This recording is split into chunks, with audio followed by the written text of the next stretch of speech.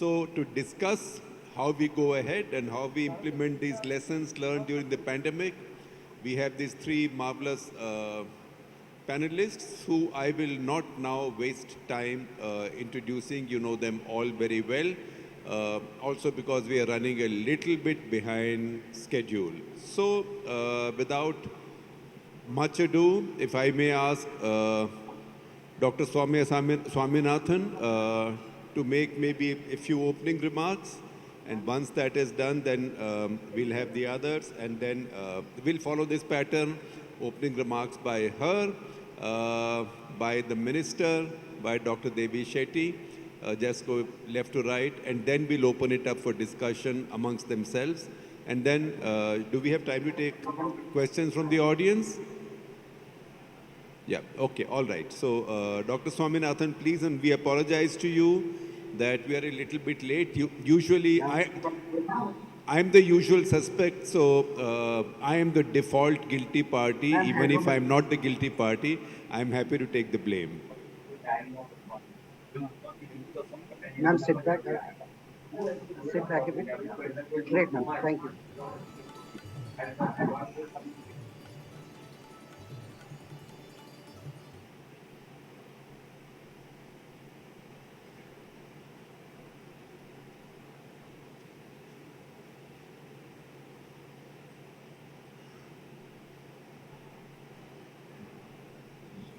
How strange is this?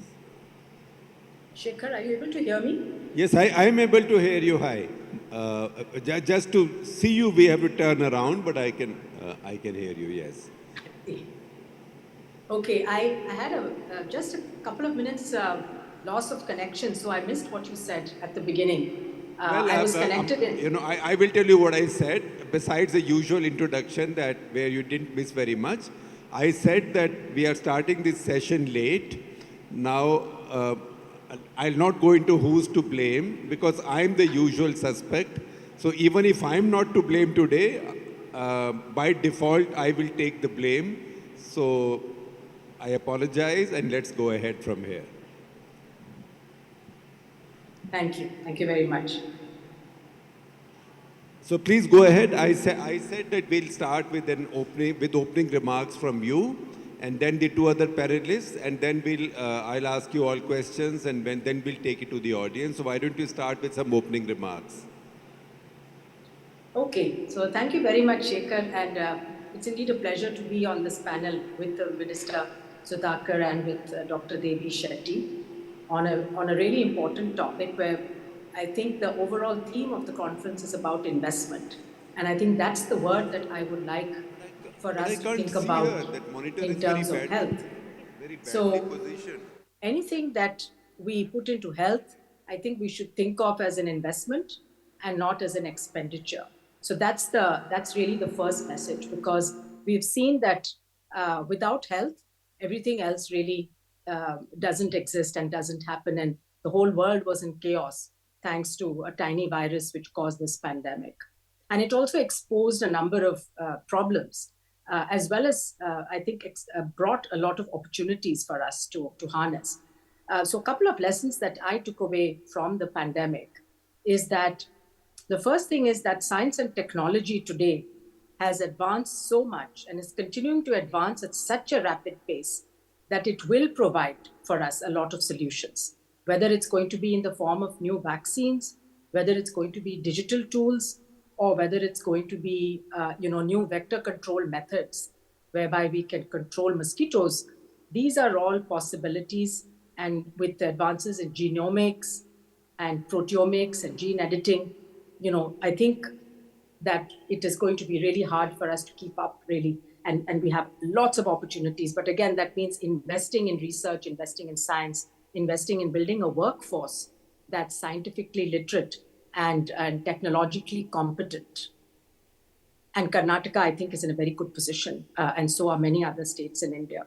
I think the second lesson that I took from the pandemic is that it exposed the inequities and the vulnerabilities in our system. There was no healthcare system in the world, or very few, I would say, that were able to cope up with this kind of a health shock. And that speaks to resilience. And that means that we must always think about having extra spare capacity particularly in terms of the workforce and particularly in terms of essential commodities like oxygen. And I think this was a lesson learned by many countries.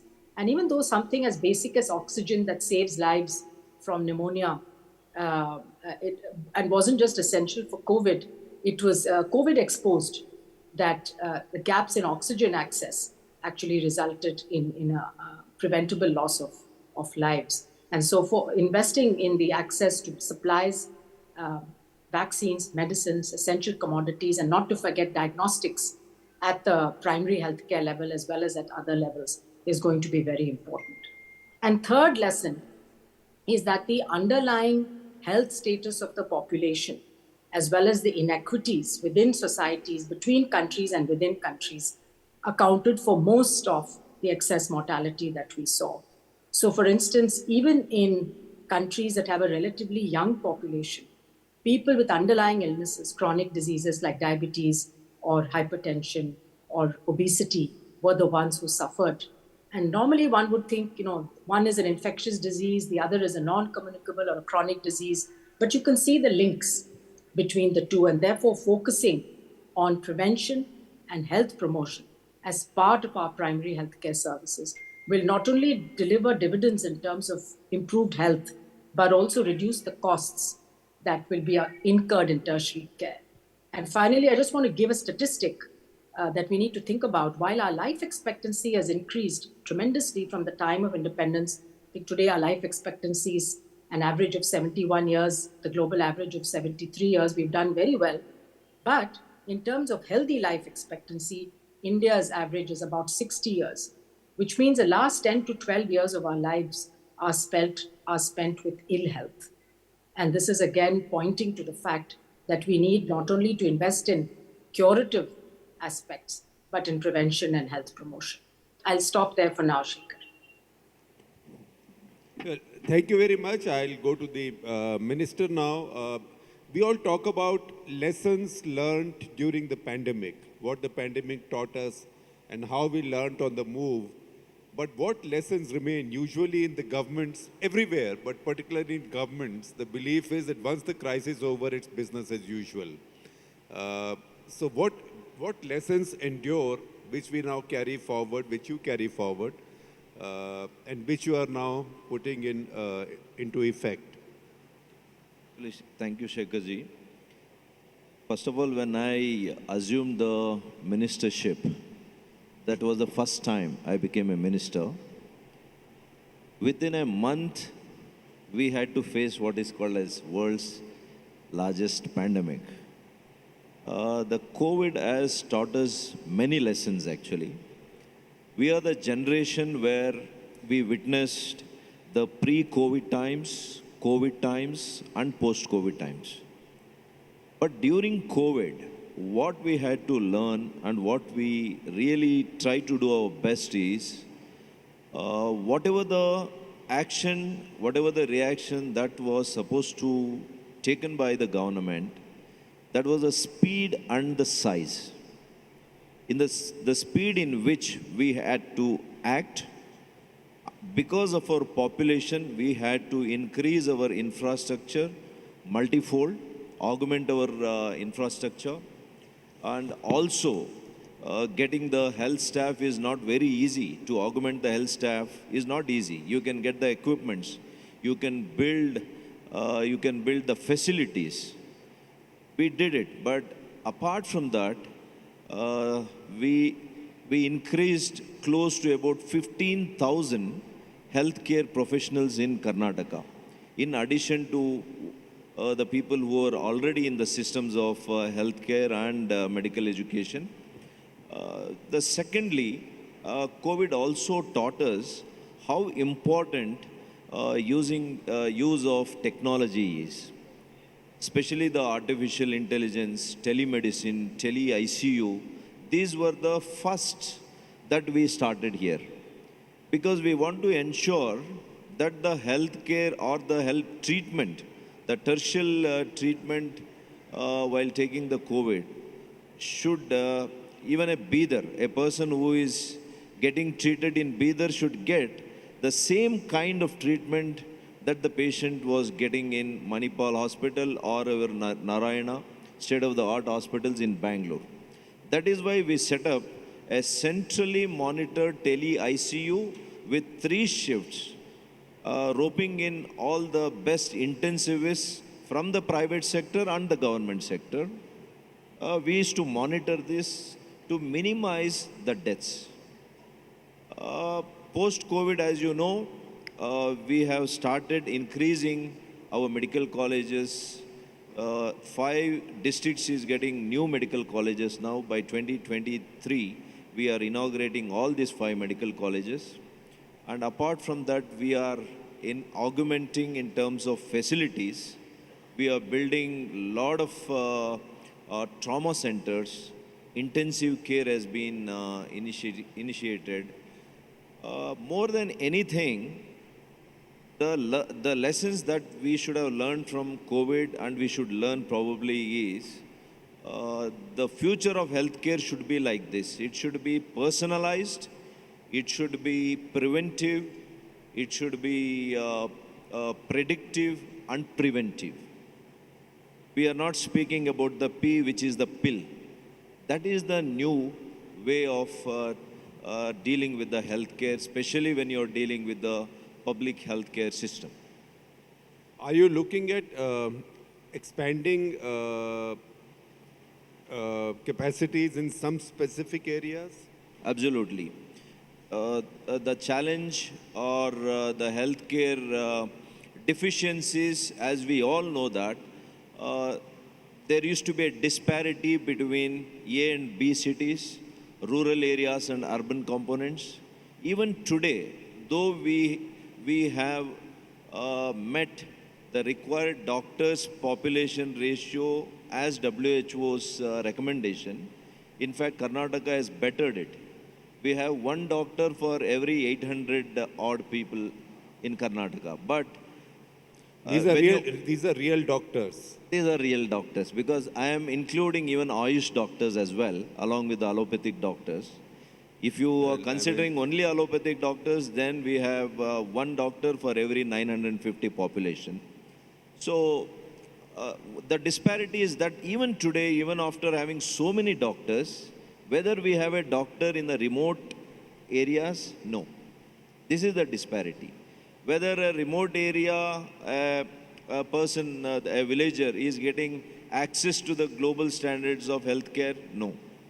These are the challenges that we have to really face, and that is why our Honorable Chief Minister Bommai for the first time during his budget this year, he has called what is termed as aspirational districts. So we are investing more in aspirational districts and aspirational taluks, where there is not enough healthcare facilities, right from primary to tertiary. We are trying to augment the systems there in the very required, demanding areas. Dr. Shetty, besides your thoughts, let me also pose 2 more questions that come from what our 2 earlier speakers have said. One, this was a virus that told us that there were some things that hit you which didn't care what your economic status was. So whether you were rich or poor, whether you went to the most expensive hospital or just found a neighborhood doctor with 2 beds and oxygen and steroid, you got pretty much the same health care. So what lessons do you take forward from this going ahead? Because you are somebody who's worked in both areas, who's worked in the pure corporate area as well as the pure sort of philanthropic mass area, not exactly philanthropic, but mass area, affordable, very affordable. So what does the pandemic teach us that changes or that modifies our plans and thinking going ahead? And second, after what the minister said, it's one thing to have a doctor per 800 people, but how good are these doctors? What all can these doctors do? How much can a doctor do without some facilities and some care like nursing, path labs, things like that? Thank you, Shekhar. Thanks a lot. Thank you. I think we can take this one. Thanks, Shekhar. Thank you so much. I would, first of all, I would like to thank our Honorable Health Minister for the way he has led the state by getting both private and the public sector together to fight this most difficult period of our life. It wasn't easy, and he has, with this dynamic leadership, he has played a role. Are we audible to all of you? Yeah, carry on, sir. Yeah. The second thing about we discuss, when you are speaking, it wasn't audible. I guess why you're indirectly asking me why the Indian mortality of COVID was less compared to the what was projected by various international agencies. Am I right, Shekhar? Is that the question you asked me? But I'm not able to hear you. Yeah, there is a problem. Yes, yes. Yeah. So essentially how India has done well in. So I will explain to you. Dr. Shetty and I were having a little conversation here about COVID deaths, and he has a view on why India's average COVID deaths might have been lower than in Western countries. So he's explaining why. See, the lot of international reports mention exaggerating the COVID death in India, saying that Indian government has undermined the numbers. But my impression, along with all the senior doctors, is that India has done extremely well in controlling the number of death, mainly because of the nature of the disease. COVID disease as such, whether in England or in Europe or in India, required only two types of treatment. That is, when diagnosis, you don't need fancy labs, because during the COVID crisis, if somebody has high fever with difficulty in breathing, it is understood without chest X-ray also it is COVID. Now, what is the treatment in England? The treatment in England is oxygen and steroids. And that's all made all the difference in all these expensive injections you gave. We don't know whether it really made an impact. Now, this is available in each and every nook and corner of our country. You drive on any highway, every few kilometers, you find a hospital where they have oxygen, where they have steroids. So most of the COVID patients didn't treat in our hospitals in Bangalore. They were treated in 30-bed, 10-bed, 5-bed nursing homes. That is the reason why we brought down the mortality. And in Western country, they didn't have the privilege because of the zoning system where number of beds are restricted. Whereas a 30-bed nursing home can easily add another 20 beds by borrowing some beds from the neighbor, and he could give oxygen and the steroid. This is what it is. Now, Shekhar, I do not wish to talk about the past. Now, there is an impending crisis waiting to hit this country. That is the shortage of nurses. All over the world, there is shortage of nurses before COVID. After COVID, nearly 10 to 20% of the active nurses in US and Europe, all the developed countries, retired.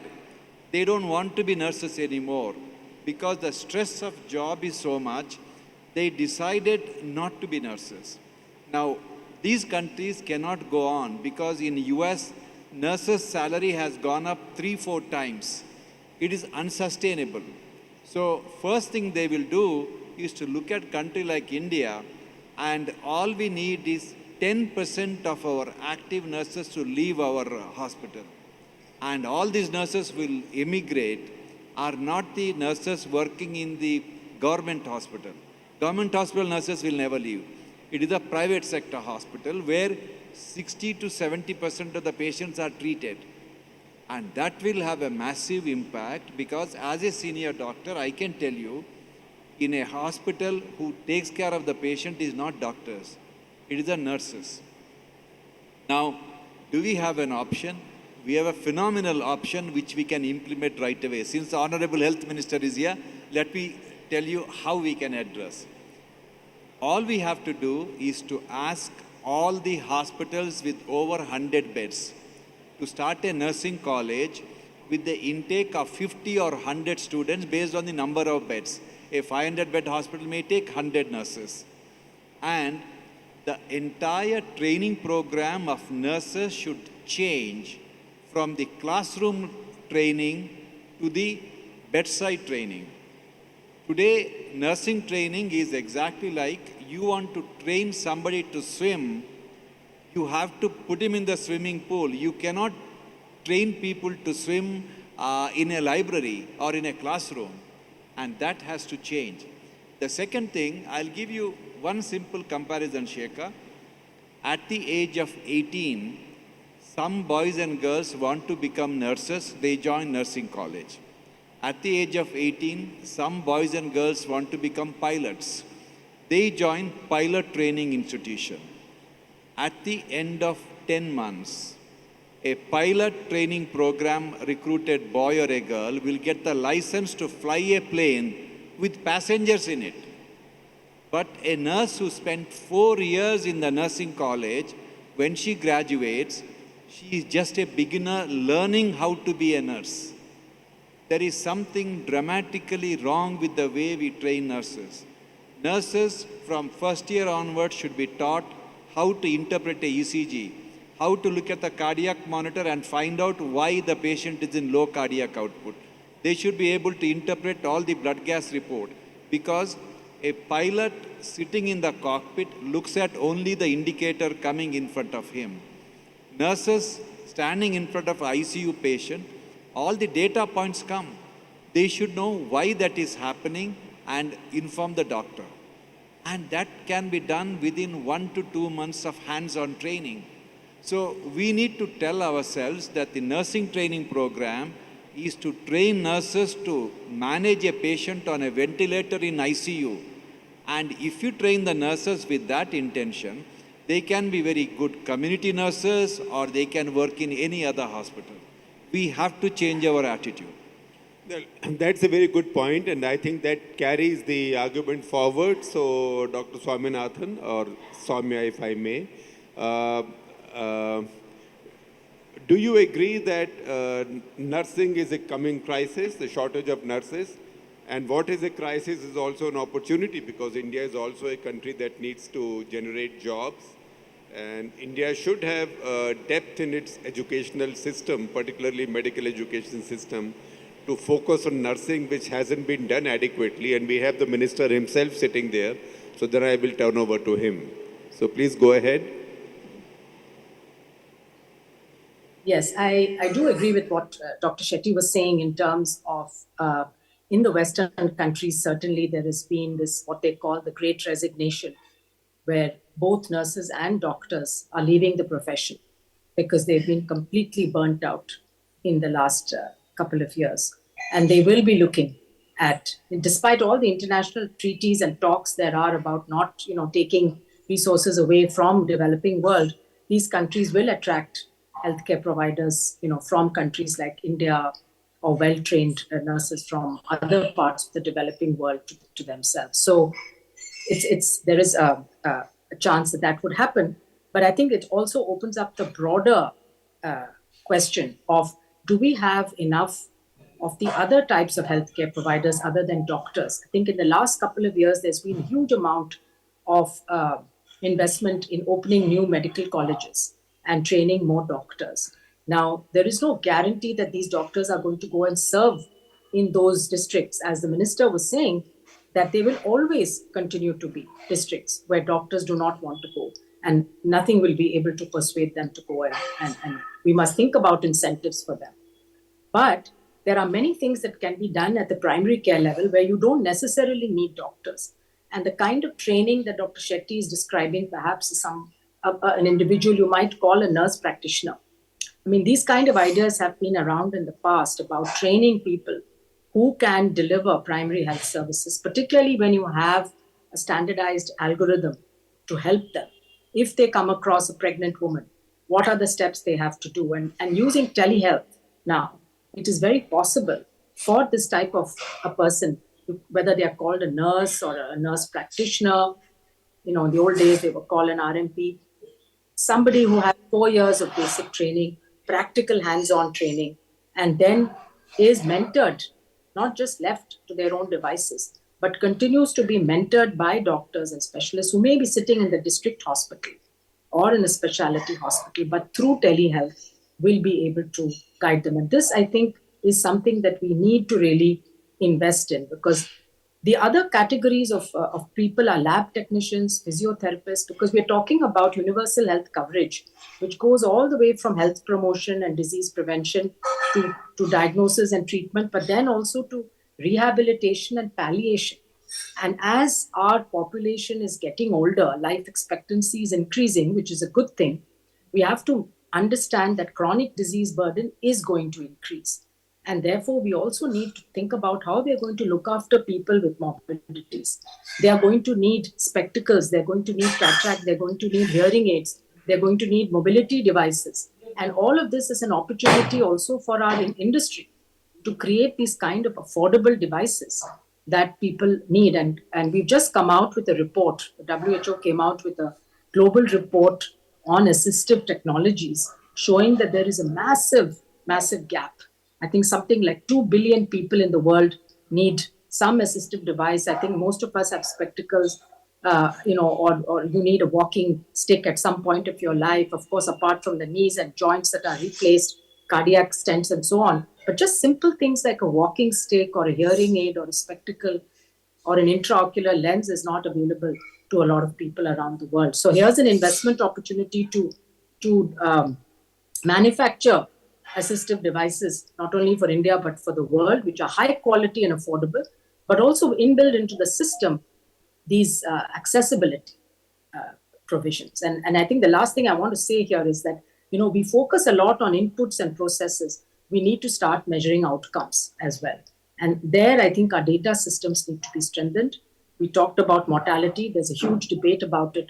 There is no doubt that there was a lot of excess mortality, whether or not it was due to COVID. We might have not had the COVID deaths that high-income countries had because of the age structure of our population.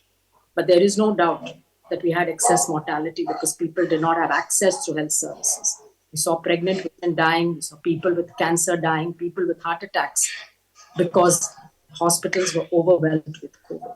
And that is what I mean when I talk about the resilience of the health system and being able to take care of problems without overburdening our tertiary care hospitals.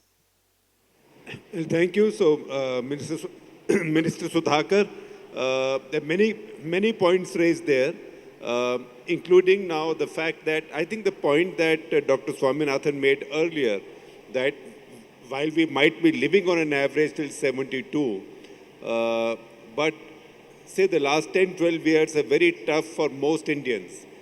Because most Indians, if you go to the poorer populations, they don't even have basic things like spectacles, right?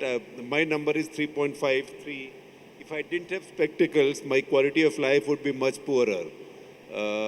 And at some point of time, I think most people in their 60s, late 60s, 70s will need cataract surgery. But a vast majority of Indians will not have access to that. And hearing aids, and dental implants, and things like that. So she just made a follow-up point, and she said that these are also areas for entrepreneurship, because you can also manufacture on a mass scale, given the demand in the market in India, all of this at much cheaper prices, as we can do stents and valves and things like that. So, Dr. Swati Swaminathan is absolutely right, sir. It is not how long we live, how well we live is the concept that we should understand. And especially in the last 10, 15 years of anybody's life, the quality of life should be improved. That is why our state government, with the help of the national programs, we are designing a program to ensure that anybody who is above 50 years, we are ensuring that every individual in Karnataka is subjected to the eye screening, and if there is any cataract issue, we will ensure that caterectomy is done and provide them IOL if required. Similarly, we have a very unique program for even hearing impaired and even for the children who are born with impairment, hearing impairment. So this is another unique program, and we have allocated a lot of funds for that, and we have started this program, and also the dental implants as well. That is why when I was in my initial remarks, I said participatory kind of healthcare is very important. Like in Singapore, I was observing, they have started something using this deep algorithms where a pre-diabetic patient, they are going to constantly have a counseling with them. They'll try to find out whether there is an issue with his nourishment, nutrition, what is the kind of lifestyle that he is going ahead with. And they monitor so well, it takes time for him, it lengthens the time for him to develop from pre-diabetic to diabetic. This is what we should always observe. There's so many diseases today, we know that it is because of our lifestyle changes, because of our nutrition, because of the kind of stress management that one goes through. So when there is a participatory kind of a health program, using our lot of education tools, using machine tools and algorithms, definitely one can delay the process of a disease, whatever the disease is. So that is why this government, especially government of Karnataka under the leadership of Mr. Bommaiji, we are laying our lot of emphasis on predictive and preventive kind of a medicine. And that is the future. The second part, what Dr. Swaminathan said, and what I also agree, is that there is a huge opportunity for the people to invest in healthcare industry, especially the digital industry, healthcare digital mission, where there are national programs, there is a state program. You can see during COVID times how CoWIN portal has helped, how this Arogya Setu has helped us. We ourselves in Karnataka, we had more than 15 apps, right from quarantine app to, monitor the movement of the people. So technology is definitely one thing that is always holding hands of the healthcare. And I feel that innovation, one should embrace, especially the healthcare, much more we need to embrace the technology. We should allow a lot of investments in this area. And more than availability and accessibility, we should also concentrate on the affordability aspect. Because the majority of the population today, of course, they can't afford. I was reading in one of the Times of India's editions saying that due respect to the private sector and their role of healthcare in India, only the affordability, because when you compare between the public health system and the corporate health system, it costs 6 times more than what it costs to treat a patient in a public healthcare system. This is where the government and the private sector should sit and have a dialogue and see how we can make the global healthcare much more affordable in India. Like already we have started for the pharmacy, generic pharmacy. We know that this country is acting like a pharmacy to the world, because lot more than 1,550 companies have involved themselves in producing and manufacturing this generic medicine at a very affordable price. In fact, we I think have 40% of market share worldwide. And since the patents for these medicines, whatever the patented medicines, they are also getting, I think we should identify those patented drugs where their terms are getting over. So such drugs also can be considered for generic medicine. So not just the medicine should be affordable, healthcare also should be affordable. I feel the Ayushman Bharat health assurance scheme, what has been introduced in this country, it is a revolutionary step towards that. Because I can say with authority in government of Karnataka, we have catered to more than 38 lakh patients in the last 4 years, and we have spent more than 5,000 crores. That means so much. We have minimized the out-of-pocket expenditures of those communities, those families. Otherwise, the research says out of that 38 lakh people, at least 30% of people would have lost their living, they would have lost their properties, they would have lost their lands. Well, I think most of the poor families in India, or on the sort of on the margins, will go below the poverty line once the family is hit by a serious disease challenge. So, having said that, Dr. Shetty, you worked on both sides, and you understand how private healthcare works and the limitations of private healthcare. At the same time, I won't say limitations of public healthcare, but I'd say the underutilization or under leveraging of public healthcare. How do you get the best balance? First of all, I show you the pattern. When I was a young kid, for any complex problem, people always went to government hospital. In fact, when I was in 7th standard, I needed tonsillectomy, and I had it done in a government hospital in Hubli. And my brother was a doctor working there, and he said that is the best hospital where you can get treated. So this was the case, but over a period of time, many things have happened. But I have just one suggestion to Honorable Minister.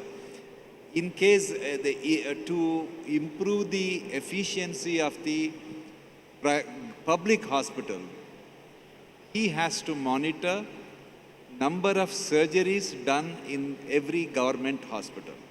Just ask one question: how many surgeries were done yesterday? How many were under general anesthesia, local anesthesia, and spinal anesthesia? If you get the right number, based on the number, you have total knowledge about how the whole hospital runs. Because to do large number of surgeries, you need to have a very busy OPD. You need to have a diagnostic lab services. You need blood bank, functioning blood bank. We need competent nurses to assist you for the operation. You need competent nurses to manage the patient after surgery. So it is very sad that the policymakers across the world in developing countries never took surgery as a important aspect of public health. In reality, every government concentrates on malaria, TB, and HIV. Malaria, TB, and HIV every year across the world treats 3 million people. Lack of access to safe surgery every year kills 17 million people. When I talk about surgery, I'm not talking about a heart operation, brain operation. I'm talking about 3 bellwether surgeries. One is a cesarean section for obstructed delivery. Second one is appendicectomy for a burst appendix. Third one is surgery for compound fracture. If these 3 procedures are done in good numbers in all our public hospitals, you have dramatically changed the public health sector completely. So we need to really concentrate on monitoring. When the head of the government hospital comes and meets Honorable Minister, he has to ask him, he will ask him how the hospitals are. He'll say, very good. What is the meaning of good? Where is the data? And you need to ask just one data. How many surgeries you do every day? Everything will change. Well, that's a very interesting point. It deserves an applause, which it got. Now I know that we've gone ahead of time and everybody is hungry, but we started a bit late, so we can take maybe 1 or 2 questions from the audience. If you can, the lady in the back there, please do stand up, and some mic will come to you. Will a mic come to her? Good afternoon, everybody. I think the panel focused quite a bit on the physical health aspects. As Dr. Sudhakar was talking about, 38 lakh people have been reached out to. I think the panel must also throw a little light on the mental health aspects as well. So maybe we can address If that. you would also introduce yourself, because this is being recorded. Okay, my name is Madhuri Subbarao, and I'm also a mental health practitioner. Thank you. So who will take it? It's a very good question and a topic which is close to my heart as well. During COVID times, Karnataka government took the initiative of counseling almost 25 lakh people who were infected with COVID patient. So we started that because initially the person who was diagnosed with COVID, he hung himself. So that was a initial thing for me to understand people are going through mental trauma and we need to counsel that this is like any other infection, this has a treatment, and we wanted to give them the reassurance. So with that, we started that program. And after that, today we have a mental health initiative. Since we have a state-of-art institution, NIMANS in Bangalore, we have made this hub and spoke model. Like the districts, like Kolar, Chikbalapur and Tumkur as a pilot project we have taken. And we are training not just the surgeons or the specialists who are in the tertiary and secondary health facilities, we are training even MBBS doctors who are at the PHCs to know whether somebody is going through a trauma, who is going through a stress, how he should cope up with the stress. And this is how we have started, and we have roped in Robin Uthappa, the cricketer, as the brand ambassador for mental health because he had suffered himself personally for these mental health issues, especially the depression. So he is doing wonderful work, and that is how the state has taken very seriously the mental health initiative. Thank you. Soumya, do you want to engage with the question on mental health? Can you hear me now? Yes, yeah, absolutely, yes. Okay. So I just wanted to add to the excellent points that Dr. Sudhakar just made and the very innovative tele-mental health program. I have personally seen the program at NIMHANS where they use the ECHO platform to train people at primary health centers around the country on addressing mental health issues. I just wanted to add one point on suicide prevention. Mental health is actually a very big priority for the WHO as well. And we've seen the rates of mental health problems increase. Anxiety and depression have gone up after the pandemic. And this is likely to affect many aspects of our lives. And we have to understand mental health is a construct which is, it's not a medical issue necessarily. It's also around society.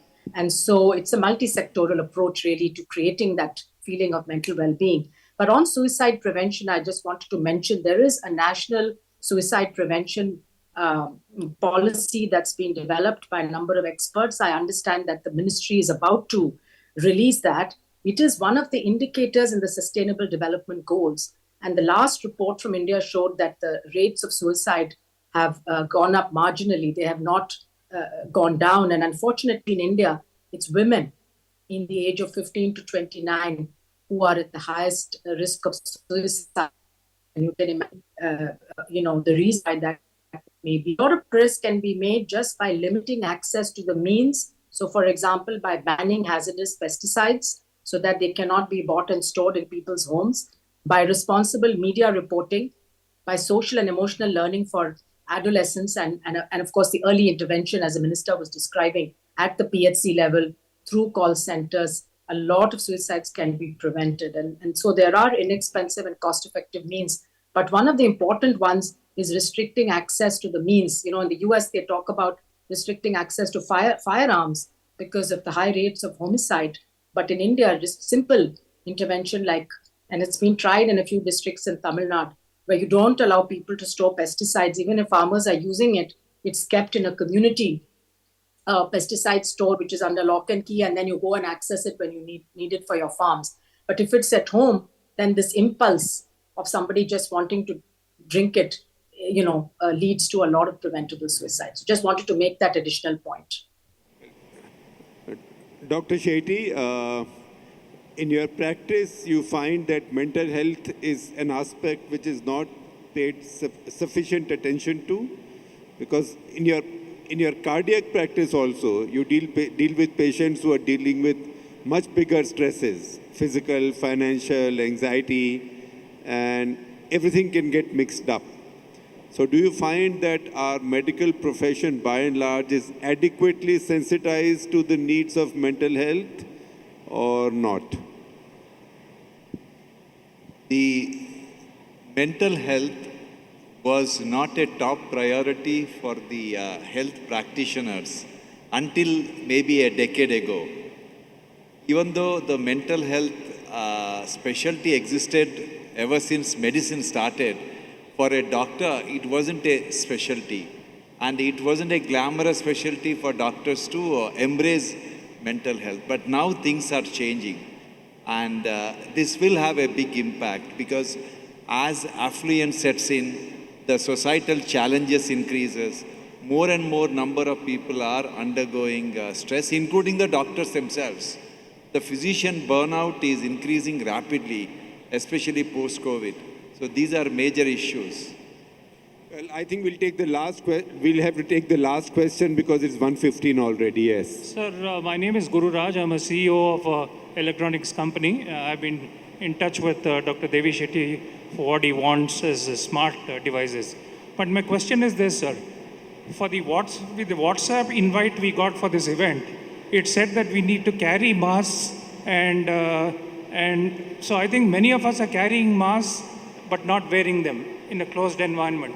My question to Dr. Soumya Swaminathan is, have we reached a point, doctor, in COVID, I think whether we don't need to exercise any precaution? Wait. The audio is not very clear. None of us is able to figure out. So can you hold the microphone closer to your mouth? Yeah, so my question to Dr. Swaminathan is, have we reached a point in COVID where we don't need to exercise any more precautions like masks, sanitizers, etc.? So that's for Dr. Soumya Swaminathan, that have we now reached that stage in the pandemic when we don't need masks and sanitizers? Yes, I think everybody wishes because we are sick and tired of taking those precautions. But I think we're still in a very dynamic situation. And as WHO has been saying, we have not come to the end of the pandemic, even though the end is in sight. And what is happening is that we're still seeing these variants of SARS-CoV-2, particularly Omicron, circulating. It keeps on evolving and changing. And every time a virus evolves, it tries to make itself more transmissible. And so we're seeing even today, more transmissible variants. Now, the good thing is, of course, in India as well, particularly in India, I would say, is that because of the very high rates of vaccination coverage, particularly amongst the vulnerable groups, elderly and frontline workers, we have a good level of protection from both vaccination and natural infection. Even though I should add here that the booster uptake is still pretty low. I understand it's still at just around 20%. And so ideally, one should take 3 doses for effective long-term protection. But in answer to the question, I would say one has to evaluate one's risk and take reasonable precautions. This includes the wearing of masks when you are in an indoor setting where you have a few hundred people in the auditorium, where you cannot be physically distanced, where the air circulation may not be the best. In that situation, to protect yourselves and others, it's better to keep that mask. Because let's remember that COVID is not the ordinary cold. It does have damage to other organs. And so as far as possible, avoiding a COVID infection, even if you're vaccinated, we don't know what the long-term damage is going to be to the brain, to the heart, and to the respiratory system and to other organ systems. So let's take sensible precautions. And, the added advantage of wearing a mask is you're going to not only prevent COVID, but also influenza and other respiratory infections. As we are entering the season where many of these infections become more common, let's take precautions. Hand washing and mask wearing and staying at home if you're sick and not coughing and spitting in public.